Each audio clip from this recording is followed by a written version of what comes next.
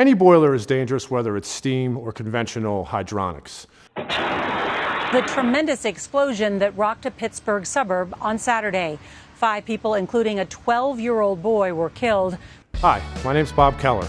I'm an HVAC technician from Air Dynamics, and we're going to go over some boiler maintenance and safety. A boiler plays the part of heating your home efficiently. In some cases, it also provides hot water for that home. Boiler maintenance is very important.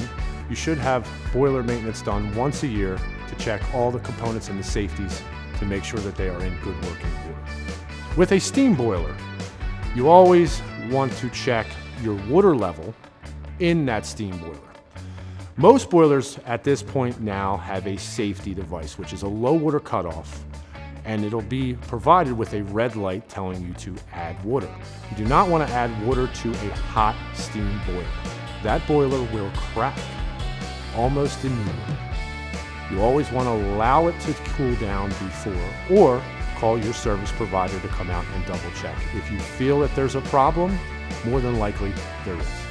Here at Air Dynamics, we recommend to have your system serviced in usually the September or October months before the winter hits.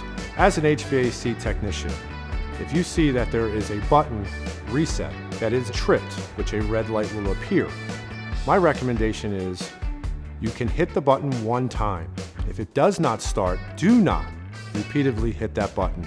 If you keep hitting the reset button, you can put yourself in a situation of an explosion or a fire. So the best thing to do is to call your service provider.